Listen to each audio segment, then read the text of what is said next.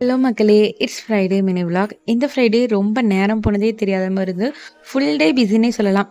பாப்பா ஸ்கூல்ல வேற ஓணம் டே செலிப்ரேஷனா, ஸோ அவள கொஞ்சம் மேக்கப்லாம் போட்டு விட்டுட்டு, அப்படியே வந்து பாசிப்பயிறு சுண்டல், லஞ்சுக்கு வந்துட்டு சீனி அவரக்காய் பொரியல், மீல் மேக்கர் ரைஸ் தான் பண்ணி குடுத்துருந்தேன். அவள ஸ்கூலுக்கு அனுப்பிச்சு வச்சுட்டு, ஹஸ்பண்டுக்கு தேவையான அளவுக்கு மாவெல்லாம் அரைச்சு வச்சுட்டு, சீக்கிரமா சாமி கும்பிடணும்னு போய் உட்காந்தேன். ராகால பூஜை முடியிற வரைக்கும் உட்காந்துட்டேன். 12 மணி வரைக்கும் டைம் போனதே தெரில. எதுக்கு இவ்வளோ அவசரம்னா, ஓணம் லீவ் விடுறாங்க 10 நாளுங்கிறதுனால, அன்னைக்கு ஈவினிங்கே ஸ்கூலுக்கு முடிச்ச வந்தோடனே ஊருக்கு போகிற மாதிரி பிளானு. அதனால தான் ஹஸ்பண்டுக்கு ஒரு 2 நாள் வச்சு மேனேஜ் பண்ணுற அளவுக்கு கொத்தமல்லி சட்னிக்கு தான் வதக்கிட்டு இருக்கேன்.